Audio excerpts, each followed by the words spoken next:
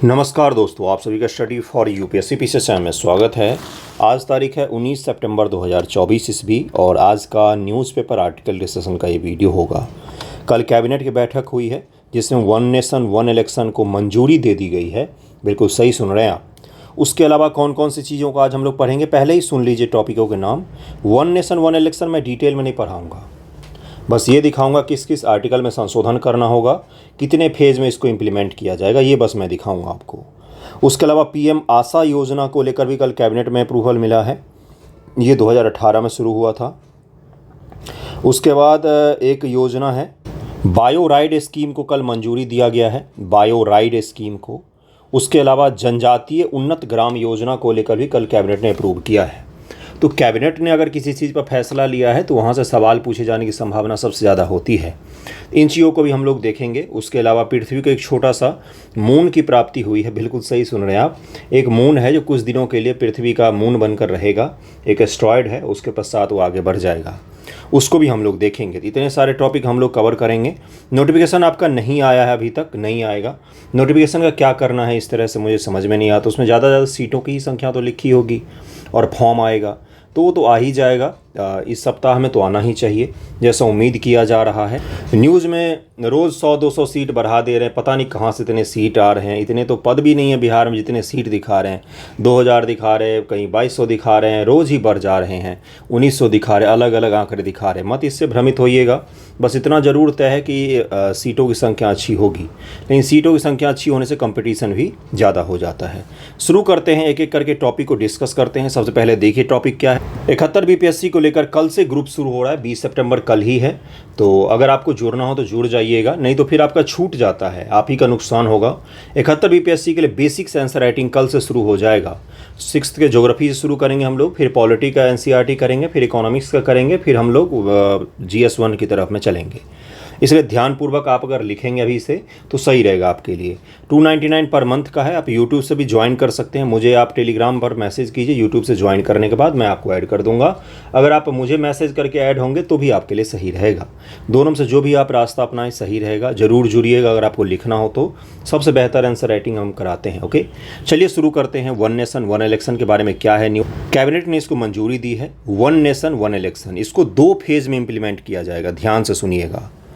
Phase 1 होगा जिसमें क्या होगा कि देश के लोकसभा यानी कि संसद जो आम चुनाव होता है, लोकसभा और असेंबली इलेक्शन जो विधानसभा की चुनाव होती है, सबसे पहले फेज 1 में इसको इम्प्लीमेंट किया जाएगा। सेकेंड फेज जो होगा इसमें देश के जितने भी नगर पालिका हैं और ग्राम पंचायत हैं, कितने ग्राम पंचायत हैं, 2-3 लाख तो होंगे ही। तो नगर पालिका और ग्राम पंचायत जितने हैं उनके इलेक्शन एक साथ में होंगे। पहला फेज में क्या होगा कि लोकसभा और विधानसभा के इलेक्शन एक साथ में होंगे, और दूसरे फेज में क्या होगा कि भाई जितने नगर पालिका यानी कि स्थानीय शासन जो है, स्थानीय सरकार जो है 73-74 संविधान संशोधन वाली, उसका इलेक्शन एक साथ में होगा। 2 फेज में होगा।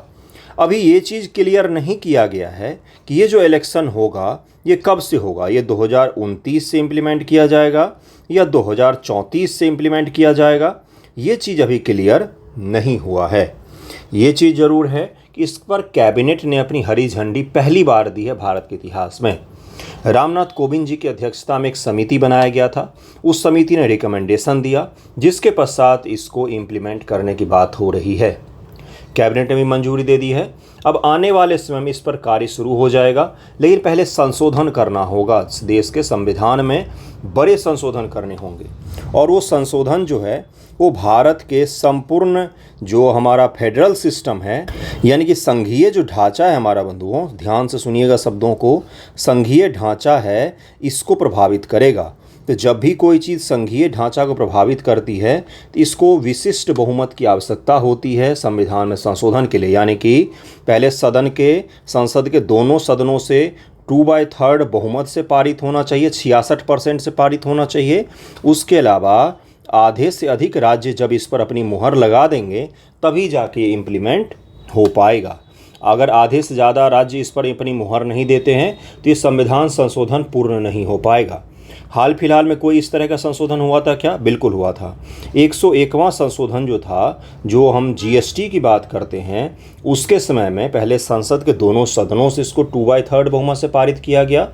उसके पश्चात से इसको आधे से अधिक राज्यों ने भी अपनी हरी झंडी दी, तब जाके ये लागू हो पाया था। उसी प्रकार अगर संविधान में संशोधन करना है, उस संशोधन को पहले संसद के दोनों सदनों से पारित करना पड़ेगा विशिष्ट बहुमत से, और उसके पश्चात से आधे से अधिक राज्यों की भी अनुमति लेनी पड़ेगी। ओके, कौन कौन से आर्टिकल को संशोधन किया जाएगा ये तो हम देखेंगे ही, लेकिन उससे पहले देखते हैं फ्रंट पेज पर और कौन कौन सा न्यूज़ है। जम्मू कश्मीर में कल इलेक्शन था, बहुत ही शानदार तरीके का वहाँ पर वोटिंग हुई है, बहुत अच्छे तरीके से वोटिंग हुई है। Indus water treaty review modify Indus water treaty, India tell Pakistan look to renegotiate, यानी कि इंडस वाटर ट्रीटी सिंधु जल समझौता जो है, भारत सरकार बोल रही इसको रीनेगोशिएट करना पड़ेगा और इस चीज़ पर बात करना पड़ेगा। किशन गंगा जो प्रोजेक्ट है आज उसको भी हम लोग देखेंगे, किशन गंगा प्रोजेक्ट, आज बहुत सारे टॉपिक हैं ग्रुप। उसके अलावा कल क्या हुआ, आपको मैंने कल के न्यूज़पेपर पर पढ़ाया था कि पेजर ब्लास्ट हुआ था कहाँ पर, तो लेबनान में हिजबुल्लाह के जो आतंकवादी हैं वो फ़ोन का यूज़ नहीं कर रहे थे, पेजर का यूज़ कर रहे थे, क्योंकि फ़ोन को आसानी से ट्रैक किया जा सकता है। तो अब उसके पश्चात से हिजबुल्लाह के जो सैनिक थे, लड़ाके थे, वो वहाँ पर किस चीज़ का उपयोग कर रहे थे? पेजर का उपयोग कर रहे थे, लेकिन उस पेजर में ब्लास्ट हो गया। पेजर के ब्लास्ट होने के बाद कई सारे लोगों की मृत्यु हुई, 3000 ज़्यादा लोग घायल हुए, आपको मैंने कल पढ़ाया था। अब हुआ क्या, अब वहाँ पर वॉकी टॉकी में भी ब्लास्ट हुआ है, वॉकी टॉकी जो वायरलेस होता है उसमें भी ब्लास्ट हुआ है। उसके अलावा सोलर इक्विपमेंट जो कई सारे हैं उसमें भी ब्लास्ट हुआ, यानी कि हिजबुल्लाह के जो इक्विपमेंट सप्लाई हो रहे थे उसी में पेनिट्रेट किया गया, उसी को इजराइल ने पेनिट्रेट किया। उसमें इस तरह के इक्विपमेंट उनको सप्लाई कर दिए जिसमें छोटे छोटे बम लगे होते हैं, बैटरी के समीप बम लगाए जाते हैं, उसको दूर से एक मैसेज के द्वारा उसको क्या किया जा सकता है? तो ब्लास्ट किया जा सकता है। इसी के द्वारा कई सारे लोगों की मृत्यु हुई है वहाँ पर। ये क्या है? ये पूरी दुनिया के लिए एक सिक्योरिटी कंसर्न है। हम जब आप बात करते हैं कि आत्मनिर्भर हमें होना चाहिए, तो क्यों बात करते हैं? हमारे देश में आधे से अधिक फ़ोन जो है वो चीन से बनकर आते हैं। क्या उसमें डेटा सुरक्षा की 100% गारंटी होगी? क्या जो आप फ़ोन का यूज कर रहे हैं, क्या उस फ़ोन में कुछ इस प्रकार के इनबिल्ट सॉफ्टवेयर तो पहले से नहीं थे जो सारा का सारा डेटा जो है वो कहीं चीन के सर्वर पर स्टोर कर रहा हो? हम कुछ भी कर रहे हैं स्टोर कर रहा हो, तो ये सब चीज़ें हमें देखनी पड़ेगी कि हमें आत्मनिर्भरता प्राप्त करनी चाहिए, क्योंकि इस तरह से सप्लाई चेन को अगर यूज किया जाएगा वॉर में, तो कल हम किस चीज़ पर भरोसा करेंगे? हो सकता है घर में रखा हुआ टीवी ब्लास्ट कर जाए, उसमें पहले से ही बम लगा हुआ। युद्ध के समय में तो कुछ भी किया जा सकता है। अभी सामने आया इजराइल का कारनामा, तो उसके अलावा आप सोच सकते हैं कि हम कौन किन चीज़ों का कहाँ से आयात निर्यात करते हैं, तो हमें भी थोड़ा सा चौकसी रखना पड़ेगा। कुछ साल पहले का ही न्यूज़ है, 2022 का ही न्यूज़ है कि चीन ने अफ्रीका में सस्ते फ़ोन बेचे, लेकिन उन सभी फ़ोनों में जासूसी सॉफ्टवेयर लगे हुए थे, इनबिल्ट। बिल्कुल सही सुन रहे हैं आप न्यूज़ सर्च कीजिएगा, आपको मिल जाएगा। चीन ने अफ्रीका में सस्ते फ़ोन बेचे और वहाँ पर सभी फ़ोन में जासूसी सॉफ्टवेयर इनबिल्ट लगे हुए थे जो सारा डेटा चीन में ट्रांसफ़र कर रहे थे। क्या इस तरह की चीज़ें दूसरे देश में नहीं अप्लाई किया जा सकता है? तो हमें देखना पड़ेगा कि हमारी सप्लाई चेन जो है वो आत्मनिर्भर होना चाहिए और सिक्योर होना चाहिए, क्योंकि इसका भी उपयोग किया जा सकता है आने वाले समय के युद्धों में। अभी उपयोग किया जा रहा है, वर्तमान में भी किया जा रहा है। कोई दूर बैठे बैठे 3000-4000 लोगों को घायल कर दिया, पूरे देश के जो स्वास्थ्य व्यवस्था उसको चरमरा दिया दूर बैठे बैठे। तो आप समझ सकते हैं कितना खतरनाक हो गया है। किस फोर्स ने किया है उसका भी नाम हम लोग जरा देखेंगे आज के न्यूज़पेपर में। वो एक इजराइल का साइबर वॉरफेयर को लेकर एक अलग यूनिट है जो बहुत ज़्यादा चर्चा में आ गया है। इस चीज़ के पश्चात से उसको भी देखेंगे। सबसे पहले वन नेशन वन इलेक्शन जुड़े हुए आर्टिकल दिखेंगे, उसके पश्चात आगे बढ़ते जाएंगे। ओके, देखिए कैबिनेट की बैठक को लेकर ही है ये चीज़। कैबिनेट की बैठक का PIB से मैंने उठाया था। मोदी जी की अध्यक्षता में कैबिनेट की एक निर्वाचन कराने के मुद्दे पर पूर्व राष्ट्रपति रामनाथ कोविंद की अध्यक्षता में गठित उच्च स्तरीय समिति की सिफारिशें स्वीकार कर ली है। केंद्रीय मंत्रिमंडल ने रामनाथ कोविंद जी की जो अध्यक्षता में समिति बनाई गई थी, उन्होंने जो भी रिकमेंडेशन दिए थे उसकी स्वीकृति कैबिनेट ने दे दिया है। प्रधानमंत्री अध्यक्षता करते हैं कैबिनेट की और उसको दे दिया गया मंजूरी। अब उसको लेकर संशोधन किए जाएंगे संविधान में। इलेक्शन कमीशन ऑफ इंडिया से भी पूछा जाएगा कि हम एक साथ करवा सकते हैं, उसके लिए हमें क्या क्या चाहिए, और उस प्रकार से कदम आगे बढ़ाया जाएगा। इसके पक्ष और विपक्ष के मुद्दे में बहुत बार पढ़ा चुका हूँ वन नेशन वन इलेक्शन के। आने वाले समय में अगर न्यूज़पेपर में आर्टिकल आएंगे ही तो हम लोग उसको डिस्कस कर लेंगे। ये BPSC में पूछा जा चुका है, BPSC मेंस में वन नेशन वन इलेक्शन पूछा जा चुका है। बिल्कुल सही सुन रहे हैं आप। 1951 से 1967 के बीच एक साथ ही निर्वाचन संपन्न हुए हैं। 1951 से लेकर 1967 तक एक साथ ही निर्वाचन हुआ है। लेकिन देश में इतने ज़्यादा राष्ट्रपति शासन लगाए गए कांग्रेस की गवर्नमेंट के द्वारा, इतने ज़्यादा राष्ट्रपति शासन लगाए गए, निर्वाचित सरकार को बर्खास्त कर दिया गया सेंट्रल गवर्नमेंट के द्वारा इंदिरा गांधी जी के समय में। नेहरू जी के ज़माने से ही ये बीमारी चली आ रही है, जब केरल में पहली बार निर्वाचित सरकार को हटाकर राष्ट्रपति शासन लगा दिया था। केरल में लेफ्टिस्टों ने पहली सरकार बनाई थी, गैर कांग्रेसी। देश में पहली गैर कांग्रेसी सरकार केरल में ही बनी थी। उसको नेहरू जी के समय बर्खास्त कर दिया गया और वहाँ पर राष्ट्रपति शासन लगा दिया गया था। उसके पश्चात से एक ट्रेंड चल गया था। हाल फिलहाल के वर्षों में आपने देखा है कि राष्ट्रपति शासन में लगाने में कमी आई है, नहीं तो जम के राष्ट्रपति शासन लगाए जाते थे। राष्ट्रपति शासन लगने के कारण से क्या होता था कि असेंबली का जो 5 वर्षों का कार्यकाल होता था वो समय के साथ में भंग होता चला गया। नहीं तो जो चीज़ सरसर तक साथ में था वो साथ में रह सकता था, लेकिन राष्ट्रपति शासन अलग अलग कारणों से सरकारें गिरती चली गई। गठबंधन का दौर शुरू हुआ और ये सारा जो चेन था वो गड़बड़ा गया। विधि आयोग 1990 में 5 वर्षों में एक लोकसभा और सभी विधानसभाओं के लिए एक निर्वाचन की सिफारिश की थी।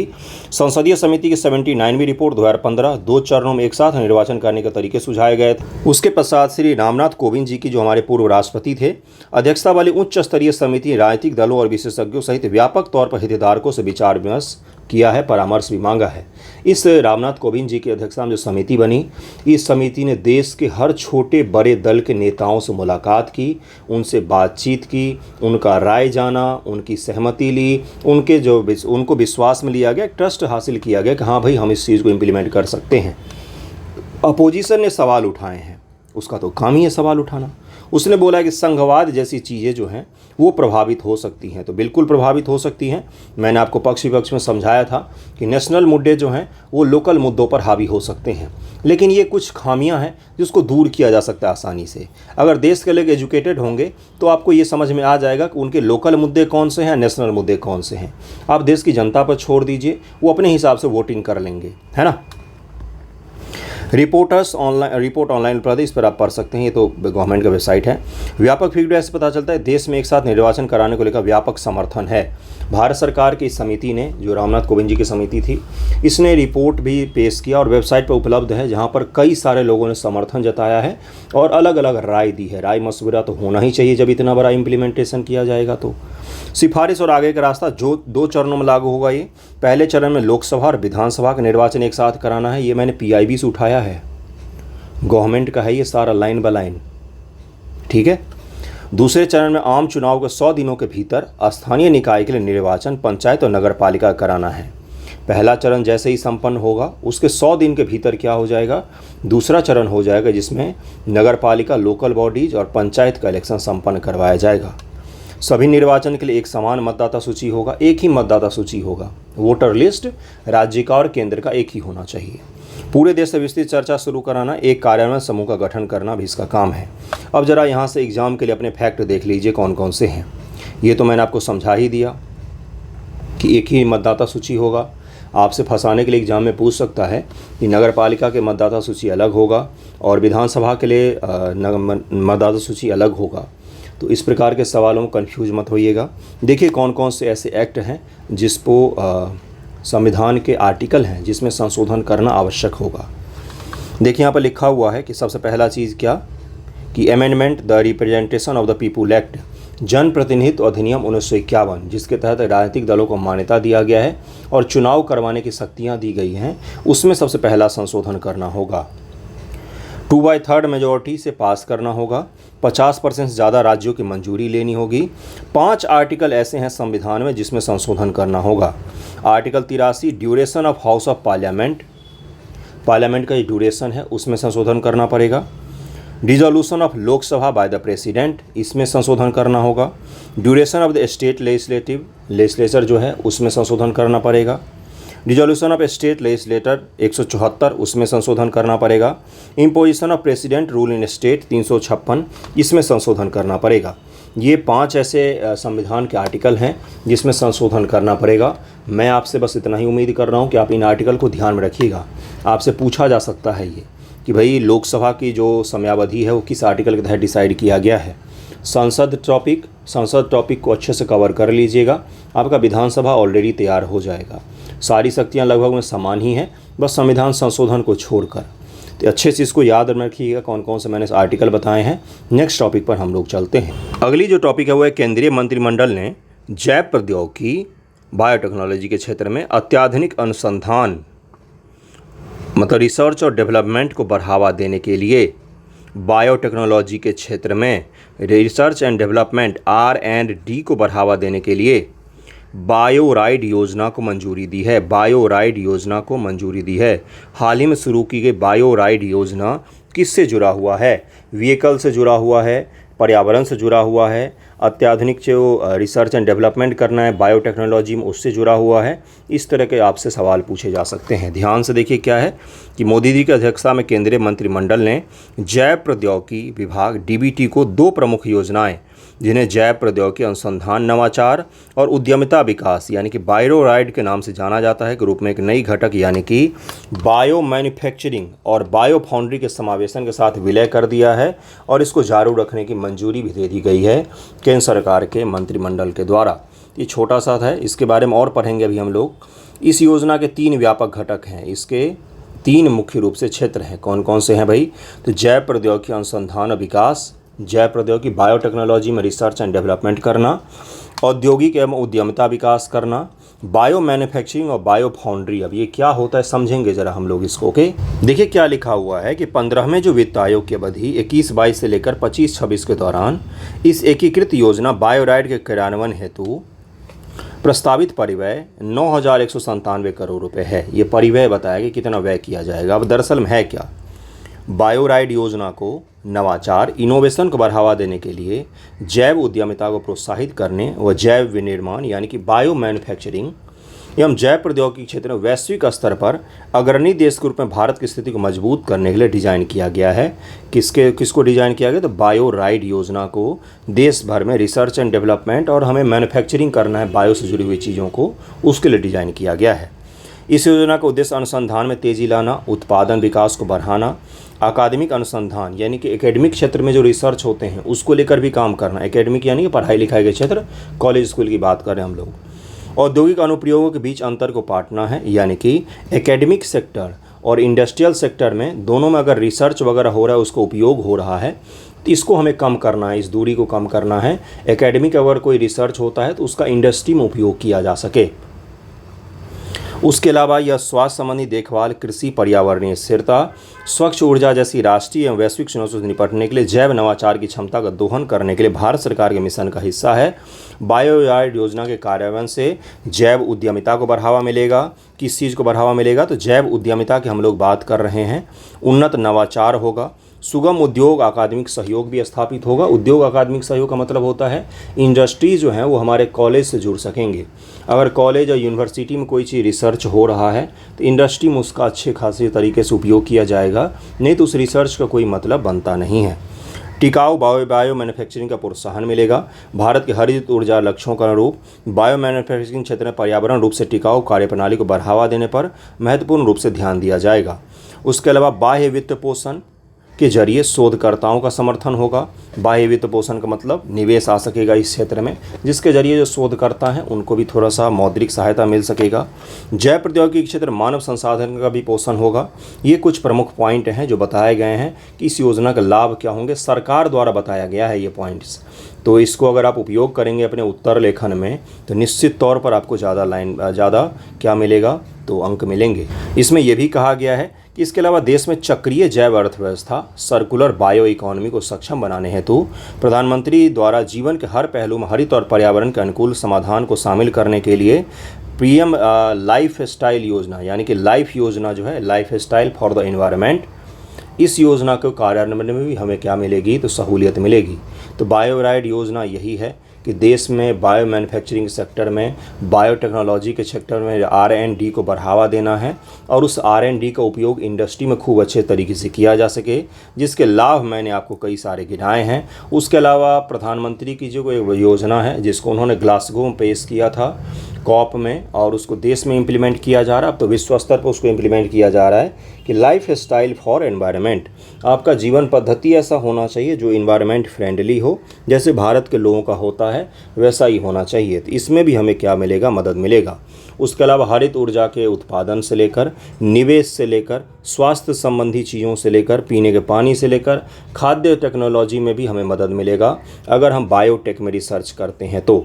ये आपको पता होना चाहिए। नेक्स्ट नेक्स्ट टॉपिक पर हम लोग चलते हैं। अगला न्यूज़ देखिए पीटी फैक्ट को लेकर है कि जब अटैक हुआ है वहाँ पर लेबनान में, mass pager attack turn spotlight on unit 8200। अब ये क्या है भाई?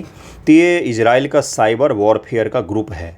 साइबर वॉरफेयर आपको मैंने समझाया था एक बार कि रक्षा को लेकर जो आयाम है, सैन्य व्यवस्था को लेकर आयाम है, एक कौन सा है? तो आर्मी है जिसको थल सेना कहा जाता है, और एक है नेवी जिसको क्या कहा जाता है? इसको कहा जाता है जल सेना। एक है वायु सेना, एयरफोर्स जो है। उसके अलावा अब साइबर सेना भी समूह में आ गए हैं। साइबर सेना, कई सारे देशों में इसको इंफॉर्मेशन सेना भी कहा जाता है, सूचना को लेकर लड़ने वाले सैनिक। जैसे चीन ने एक नया विंग स्थापित किया था, मैंने आपको समझाया था, इंफॉर्मेशन जो विंग स्थापित किया था, जो इंफॉर्मेशन को लेकर युद्ध लड़ेंगे। तो आने वाला जो वॉरफेयर होगा गुरु, वो अलग तरीके से होगा, वॉर अलग तरीके से होगा। मैंने आपको समझाया था कि सीमा पर युद्ध नहीं होंगे, देश के अंदर युद्ध होंगे। जैसे भारत और चीन का युद्ध, या 1971 का वॉर, 1965 का वॉर, कारगिल वॉर, इससे देश के लोगों के अंदर में कुछ खास प्रभाव नहीं पड़ा।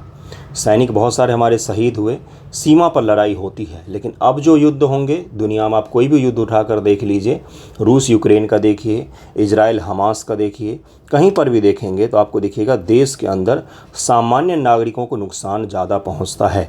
उसी के तहत में साइबर वॉरफेयर एक नई तकनीक है जिसमें गलत सूचना से लेकर इस तरह के हथियार, आप समझ सकते हैं कि जिस पेजर का उपयोग कर रहे थे ये लोग, वो ब्लास्ट कर गया। और हुआ क्या?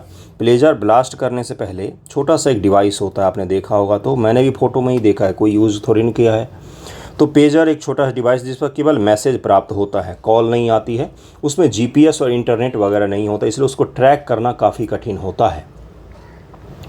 उस पेजर में पहले बीप बीप बीप की आवाज़ आई, लोगों को लगा कि उनको मैसेज रिसीव हुआ है कोई, लेकिन जैसे ही उस मैसेज को देखने के लिए उन्होंने उसको अपने आँख के समीप लाया, वो ब्लास्ट कर गया। इसलिए मैक्सिमम लोग जो इंजर्ड हुए हैं उनकी आँख चली गई है, या किसी के पेट के पास में नीचे जो हिस्सा होता है वो डैमेज हो गया, हाथ डैमेज हो गया, उंगलियाँ उड़ गई हैं। उसके अलावा वॉकी टॉकी भी क्या हुआ है? तो ब्लास्ट हुआ है। ये साइबर वॉरफेयर का एक शानदार उदाहरण है। साइबर वॉरफेयर का मतलब ये होता है दूर से बैठे सूचना प्रौद्योगिकी तंत्र का उपयोग करके युद्ध में पार्टिसिपेट करना। इसमें क्या है, किसी बड़े स्तर पर पेनिट्रेट किया गया सप्लाई चेन को, जो भी कुछ उनको इक्विपमेंट सप्लाई किया गया उन सब में बम लगा दिया गया था छोटे स्तर के बैटरी के समीप में, और उसके पश्चात उसको ट्रिगर किया गया। तो ये जो यूनिट 8200 पूछ सकता है, हाल ही में चर्चा में रहा यूनिट 8200 क्या है? तो 8200 ये क्या है? तो ये इजराइल की साइबर वॉरफेयर की ग्रुप है जो साइबर वॉर कंडक्ट करवाती है। इजराइल साइबर वॉर में दुनिया में वर्ल्ड लीडर माना जाता है। पेगासस जैसे जासूसी सॉफ्टवेयर भी उसने बनाए हैं जो आपके फ़ोन में घुसकर क्या कर सकता है, आपके फ़ोन के कैमरे को ऑन कर सकता है, आपके फ़ोन की बातों को सुन सकता है, आपको पता भी नहीं चलेगा, कुछ भी नहीं करना है और आपके फ़ोन में वो मौजूद हो जाएगा। आपका वो फ़ोन जो रखा रहेगा सामने, हो सकता है वो कैमरे से रिकॉर्डिंग कर रहा हो, है ना। तो ये इस ग्रुप का नाम ज़रूर ध्यान रखिएगा। नेक्स्ट टॉपिक पर हम लोग चलते हैं। अगला एक और पीटी फैक्ट है कि गोवा के राजभवन जो है उन्होंने एक कार्यक्रम शुरू किया है जिसका क्या नाम है, तो उसका नाम ज़रा ध्यान से सुनिएगा, प्राचीन वृक्ष आयुर्वेदिक चिकित्सा। प्राचीन वृक्ष आयुर्वेदिक चिकित्सा। अब ये क्या है भाई? तो ये एक इनिशिएटिव है जिसके द्वारा ऋग्वैदिक या वैदिक पीरियड का ऋग्वैदिक तो किताब ऋग्वेद हो गया, वैदिक पीरियड का तकनीक का उपयोग करके, उस समय के तकनीक का उपयोग करके वृक्षों का आज संरक्षण करना है। तो ये पीटी फैक्ट में आपसे पूछा जा सकता है, प्राचीन वृक्ष आयुर्वेदिक चिकित्सा इनिशिएटिव कहाँ पर शुरू किया गया है? तो ये शुरू किया गया है कि गोवा के राजभवन के द्वारा शुरू किया, गोवा के राज्यपाल के द्वारा शुरू किया गया है। इसमें कई सारे तरह के हर्ब्स और फ्रूट वाले जो पेड़ पौधे होंगे उनको संरक्षित करना, उनको विकसित करने का काम किया जाएगा। मोदी जी का बर्थडे था परसों, उसी के उपलक्ष्य में इसको शुरू किया गया था। तो पीटी फैक्ट के तौर पर इसको ध्यान में रख सकते हैं आप लोग। बाकी तो इसमें कुछ ऐसा नहीं है जो आपसे बढ़ा चढ़ा कर पूछा जाए, ये पीटी फैक्ट में ही आपसे पूछा जाएगा। नेक्स्ट टॉपिक पर चलते हैं हम। देखिए अगला न्यूज़ क्या है कि 35,000 करोड़ एलोकेट किए गए पीएम आशा योजना को लेकर। कौन सा योजना? तो पीएम आशा योजना। आशा योजना अलग है, जो आशा आप समझ रहे हैं उस आशा से अलग है ये आशा। इसको ज़रा हम लोग समझेंगे, प्रधानमंत्री आय संरक्षण, ऐसे ही करके इसका नाम है। पूरा फुल फॉर्म भी देखते हैं, मुझे भी याद नहीं रहता फुल फॉर्म, कहाँ से याद होगा इतने सारी योजनाओं का। आपके लिए भी हो जाता होगा। कितनी योजनाएं पढ़ें। एक और योजना है आज पीएम आशा के बाद एक और योजना है जिसको हम लोग पढ़ेंगे, प्रधानमंत्री जनजाति उन्नत ग्राम भी है। कल कैबिनेट ने उसको भी अप्रूव किया है। ज़रा देखते हैं पीएम आशा योजना क्या है, उसके पश्चात आगे बढ़ेंगे हम लोग। प्रधानमंत्री अन्नदाता आय संरक्षण अभियान, पीएम अन्नदाता आय संरक्षण अभियान, इसीलिए इसको क्या कहा जाता है, पीएम आशा। अगर यूपीपीएससी देना है ना, यूपीपीएससी तो इस बार नहीं हुआ है, यूपीपीएससी देना है तो योजना अच्छे से पढ़ के जाना। पीटी में 5-6 सवाल तो योजना से ही पूछे जाते हैं, सीधा सीधा ईयर पूछ लेता है वो, जिसकी घोषणा 2018 केंद्रीय बजट में किया गया था। कब किया गया था बंधुओं? 2018 केंद्रीय बजट में। नई समग्र योजना में किसानों के लिए उचित मूल्य सुनिश्चित करने की व्यवस्था शामिल है। इसके अंतर्गत आने वाले प्रमुख घटक 3 हैं। इसमें 3 मुख्य रूप से घटक हैं। इस योजना के 3 मुख्य रूप से घटक है। पहला कौन सा है? प्राइस सपोर्ट स्कीम, जिसको पीएसएस कहा जाता है। क्या कहा जाता है? पीएसएस कहा जाता है। बहुत इंपॉर्टेंट है ये, इसलिए ध्यान से पढ़िएगा। दूसरा है प्राइस डिफिशियंसी पेमेंट स्कीम, जिसको पीडीपीएस कहा जाता है। उद्देश्य क्या है? योजना का उद्देश्य क्या है? अन्नदाता आय संरक्षण, जो हमारे अन्नदाता हैं यानी कि किसान हैं, उनका आय संरक्षण करना, उनकी आय को बढ़ाना। 2018 वो टाइम पीरियड था जिस समय हम ये जो भी मिलता था उसको पकड़ के बोलते थे कि प्रधानमंत्री जी ने बोला है कि 2022 तक किसानों की आय दोगुनी करनी है ना। तो वही वाला ये स्कीम है। प्रधानमंत्री जी ने बोला था अपने भाषणों में भी, 2014 से भी मोदी सरकार बोलती आ रही थी कि 2022 तक किसानों की आय को दोगुना करना है। उसी के तहत के स्कीम लाए गए थे, जिसके द्वारा प्रधानमंत्री जी और बाकी जो कैबिनेट मेंबर हैं उन्होंने बोला था कि किसानों की आय दोगुनी हो जाएगी। तो प्रधानमंत्री आशा योजना उसी के उपलक्ष्य में लाया गया था। निजी खरीद और स्टॉक किट योजना, private procurement and stock kit scheme जो है पीपीपीएस, कौन कौन से हो गए? पीएसएस, पीडीपीएस, तीसरा कौन हो गया? पीपीएसएस। ये तीनों हो गए इसके घटक। किसका? तो पीएम आशा योजना के 3 घटक हो गए। मूल्य समर्थन योजना पहला वाला क्या है? इसके तहत दालों, तिलहन, गरी भौतिक खरीदारी राज्य सरकारों के सक्रिय सहयोग में केंद्रीय नोडल एजेंसी द्वारा की जाएगी। यानी कि दाल, तिलहन और गरी वगैरह जो उपजाएंगे वो लोग कोपरा, तो उसका क्या करेगी कि राज्य सरकार के तत्वाधान में के सेंट्रल गवर्नमेंट की जो एजेंसी हैं वो खरीद लेगी। ठीक है भाई। यह भी निर्णय लिया गया कि नाफेड के अलावा भारतीय खाद्य निगम एफसीआई वो राज्य जिलों में पीएसएस परियोजना की जिम्मेदारी संभालेगी। यानी कि पहला तो हो गया नाफेड और दूसरा FCI, food corporation of India जो है, ये दोनों मिलकर खरीदारी करेंगे। खरीद होने वाले व्यय और खरीद के दौरान होने वाले नुकसान को केंद्र सरकार के मानकों के मुताबिक वहन करेगी। यानी कि व्यय वगैरह कौन देगी? तो केंद्र। ठीक है, केंद्र सरकार पैसा देकर खरीद लेगी। दूसरा है मूल्य न्यूनता भुगतान योजना, जिसको पीडीपीएस कहा गया है। पीडीपीएस ही तो है, देखिए मूल्य न्यूनता भुगतान योजना पीडीपीएस है। इसके तहत क्या होगा? उन सभी तिलहन फसलों को कवर करने का प्रस्ताव किया गया है जिसके लिए एमएसपी को अधिसूचित कर दिया गया है। एमएसपी में अगर किसी तिलहन की बात कर दी गई है, किसान ने उपजा लिया, तिलहन में मतलब तेल देने वाले, जैसे तीसी हो गया, तीसी तो जानते होंगे ना आप लोग, सरसों हो गया, है ना। इसके तहत एमएसपी और बिक्री औसत मूल्य के बीच अंतर का सीधा भुगतान पहले से ही पंजीकृत उन किसानों किया जाएगा जो एक पारदर्शी नीलामी प्रक्रिया के जरिए अधिसूचित बाजार में अपनी उपज की बिक्री करेंगे। केंद्र सरकार को बेचना चाहते हैं आप, डायरेक्ट बेच दीजिए, समस्त भुगतान सीधे उनके खाते में जाएगा, डीबीटी करेंगे हम लोग। इस योजना के तहत फसलों की कोई भौतिक खरीदारी नहीं की जाती है, क्योंकि अधिसूचित बाजार बिक्री करने पर एमएसपी और औसत मूल्य में अंतर का भुगतान किसानों को कर दिया जाता है। पीडीपीएस के लिए केंद्र सरकार द्वारा सहायता तय मानकों के अनुसार दी जाएगी। इसमें यह कहा गया है कि अगर किसी चीज़ का बाजार में मूल्य है मान लीजिए 14 रुपया और एमएसपी जो है वो दिया था केंद्र सरकार ने 16 रुपया, अब किसान का बिका 14 रुपया पर ही, तो 2 रुपया के समर्थन कौन दे देगी? केंद्र सरकार दे देगी। ठीक है, यही चीज़ इसमें बात किया गया है। निजी खरीदारी और स्टॉक किट योजना, अब अंतिम जो था जिसको पीपीएसएस कहा गया है। तिलहन के मामले में निर्णय लिया गया कि राज्यों के पास यह विकल्प रहेगा कि वे चुनिंदा जिला या जिले के एपीएमसी, जो जिले में जिसको हम बाजार समिति कह देते हैं, बाजार समिति क्या होता है? वहाँ पर किसान अपना थोक भाव पर आपको सामान बेच देते हैं। इसलिए बाजार समिति में आपने देखा होगा अक्सर क्या होता है? सस्ते मिलते हैं। क्यों? क्योंकि वहाँ पर थोक मार्केट है, वो खुदरा मार्केट नहीं है। बाजार समिति क्या होता है? थोक मार्केट। पश्चिमी यूपी पंजाब में उसको क्या कहा जाता है? मंडी कहा जाता है। ठीक है। प्रौद्योगिकी आधार पर निजी खरीद और स्टॉक किट योजना शुरू कर सकते हैं, जिसमें निजी स्टॉक किट की भागीदारी होगी। प्रायोगिक आधार पर चयनित जिला जिले के चयनित एपीएमसी तिलहन की ऐसी एक अथवा अधिक फसलों को कवर करेगी जिसके लिए एमएसपी पहले से ही दिया गया है। एमएसपी दिया गया, उसको आसानी से वहाँ पर बेच खरीद सकेंगे चुनिंदा जिलों में। चूँकि यह योजना अधिसूचित जीन्स की यानी कि कमोडिटीज़ की बात हो रही है, भौतिक खरीदारी की दृष्टि से पीएसएस से काफ़ी मिलती जुलती है, इसलिए यह प्रायोगिक आधार पर चयनित जिलों में ही पीएसएस और पीडीपीएस को प्रतिस्थापित करेगी। जिन जिलों में पीएसएस और पीडीपीएस नहीं लागू है वहाँ पर पीपीएसएस को लागू किया जाएगा। यही था प्रधानमंत्री अन्नदाता आय संरक्षण, यानी कि जो अन्नदाता हैं, किसान हैं, उनके आय को बढ़ाना, उनके आय को संरक्षित करना जिससे उनका नुकसान ना हो, है ना। जब भी बाजार में कीमतें एमएसपी से नीचे आ जाएंगी तो चयनित निजी एजेंसी पीपीएसएस से जुड़े निर्देशों को ध्यान में रखते हुए पंजीकृत किसानों से अधिसूचित अवधि के दौरान अधिसूचित बाजारों में एमएसपी पर जींस की खरीदारी करेगी। मान लीजिए एमएसपी सरकार ने तय किया था 15 रुपये किलो, 15 रुपये किलो सरकार ने क्या किया था, तो एमएसपी तय किया था, लेकिन बाज़ार में तो 10 रुपये मिल रहा है, तो झट से सरकार आ जाएगी, बोलेगी 15 रुपये किलो में इनको मिलना चाहिए और 15 रुपये किलो उनको भुगतान कर देगी, जिससे उनका आय संरक्षित हो जाएगा, उनको आय का नुकसान नहीं होगा, ऐसा केंद्र सरकार का कहना है। उसके अलावा देखिए क्या है कि जब निजी चयनित एजेंसी को बाजार में उतरने के लिए राज्य केंद्र शासित प्रदेश के सरकार द्वारा अधिकृत किया जाएगा तो अधिसूचित एमएसपी का 15% अधिकतम सेवा शुल्क भी देय होगा। निजी कंपनियों को सरकार 15% तक पैसा दे देगी और उसके अलावा क्या होगा, निजी कंपनियां जो हैं उस चीज़ को खरीद लेंगी, ऐसा सरकार का सोचना है। और इसी योजना के लेकर 35,000 करोड़ रुपये कल कैबिनेट के द्वारा मंजूरी दिया गया है, जिसको नाम दिया गया प्रधानमंत्री आशा योजना।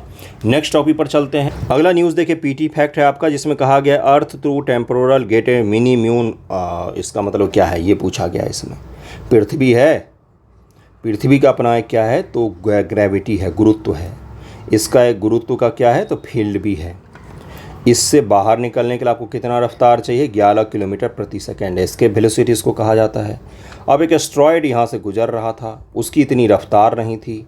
एक तो कुछ दिन पहले एस्ट्रॉयड गुजरा जिससे पृथ्वी बाल बाल बच गया, नहीं तो टकराता तभी क्या होता, कोई न कोई देश निपट गया रहता। तो एक छोटा सा एस्ट्रॉयड है, बहुत ही छोटा सा मिनी मून जिसको कहा जा रहा है, और ये पृथ्वी के ग्रेविटी के रेंज से गुजर रहा था। अब ये पृथ्वी के ग्रेविटी के रेंज में फंस गया क्योंकि इसको उतना रफ्तार हासिल नहीं था। तो अब ये कुछ दिनों तक क्या होगा, अर्थ है ये, अर्थ का चक्कर लगाता रहेगा, इक्लिप्स वे में लगाता है, आपको पता होगा, है ना।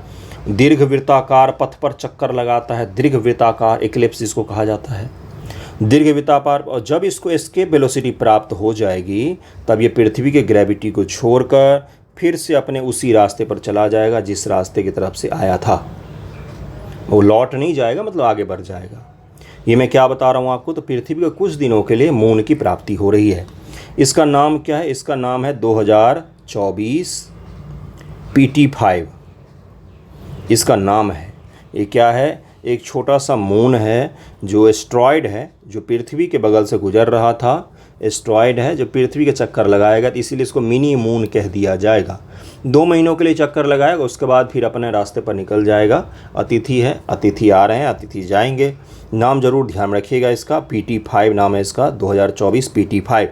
एस्ट्रॉयड है छोटा सा जो पृथ्वी के चक्कर लगाएगा 2 महीनों के लिए और उसके बाद फिर आगे बढ़ जाएगा। ओके, नासा ने कहा है कि ये जो छोटे छोटे एस्ट्रॉयड होते हैं इस पर कई सारे एलिमेंट्स होते हैं बहुत ही कीमती, कई बार वाटर भी इनके पास में होता है अच्छा खासा, जिसका हम उपयोग कर सकते हैं अपने आने वाले मिशन वगैरह के लिए।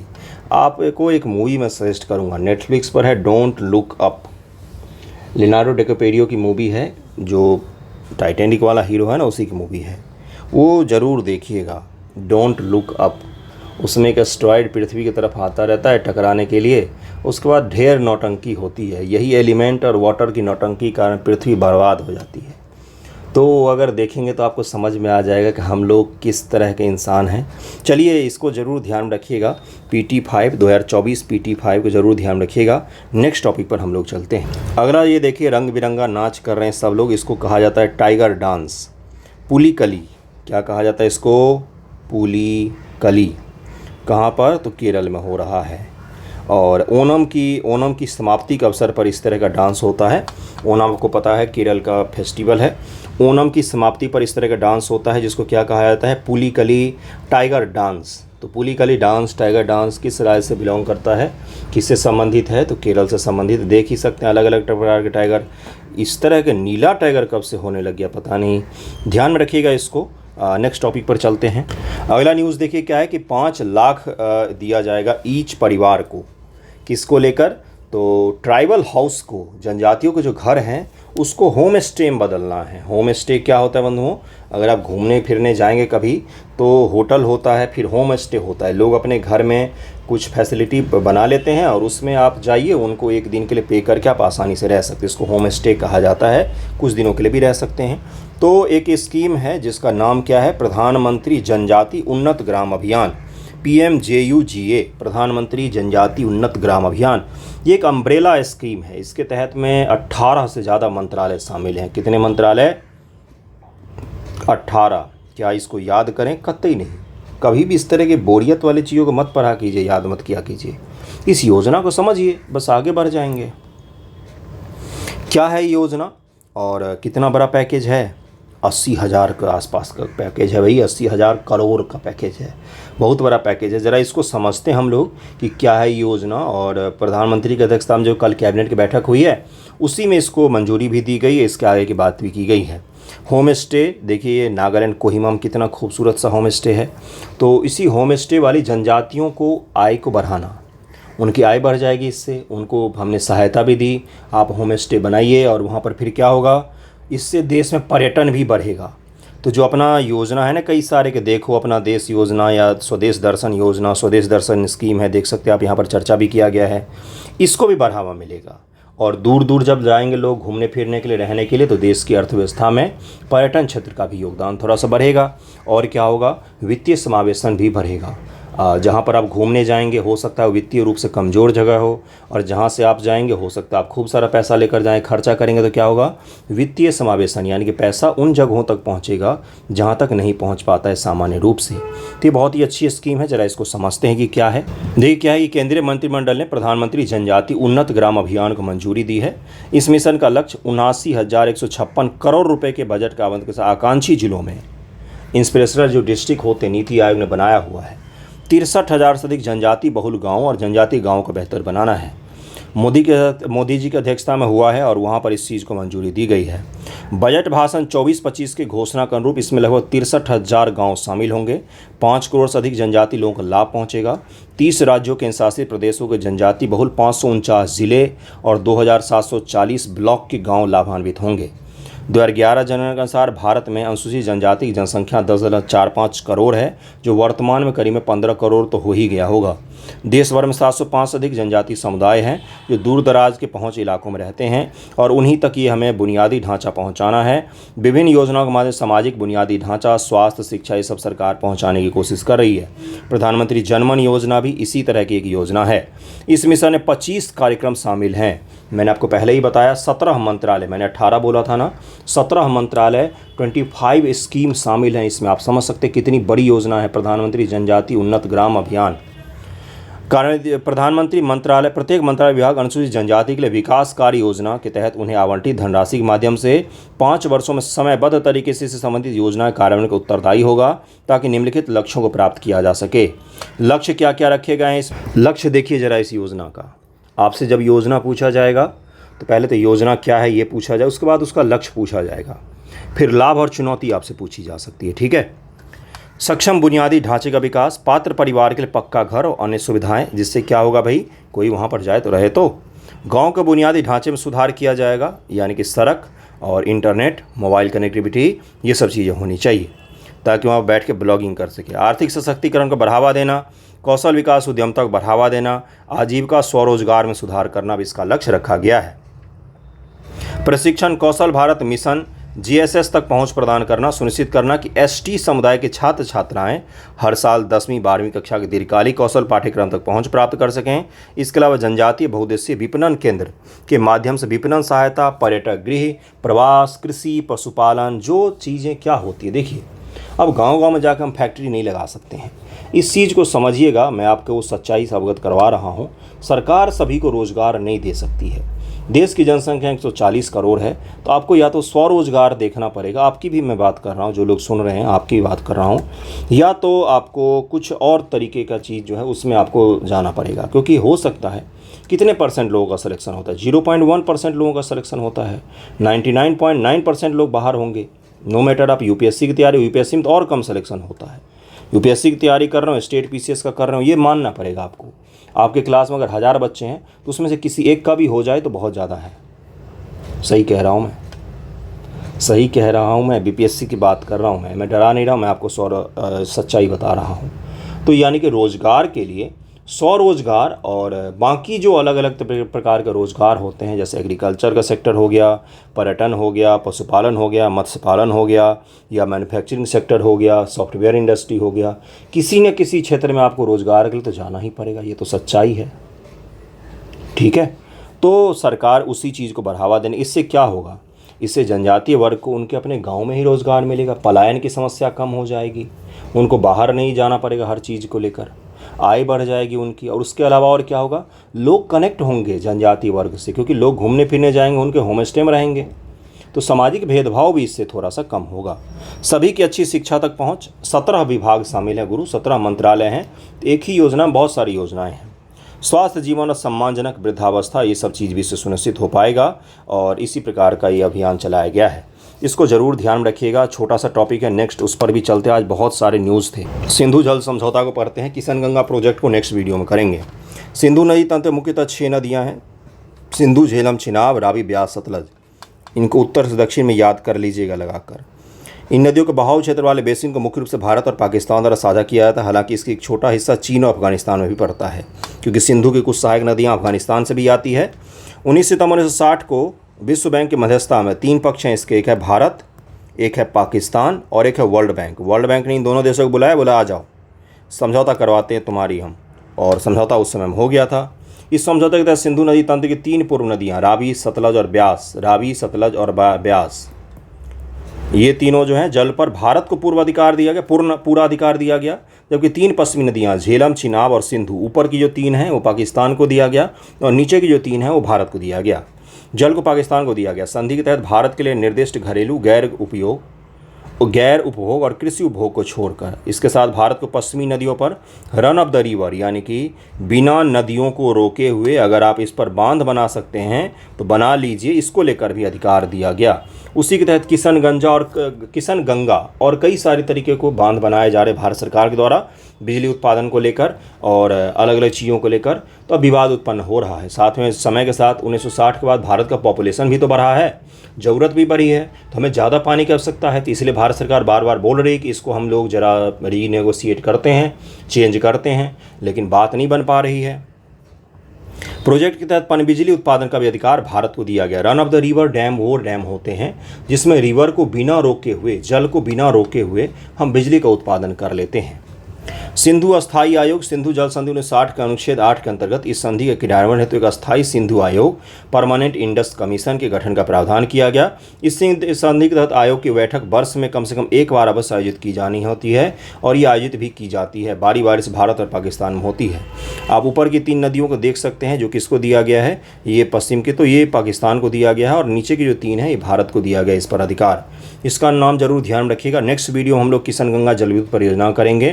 थैंक यू सो मच आप सभी का वीडियो देखने के लिए।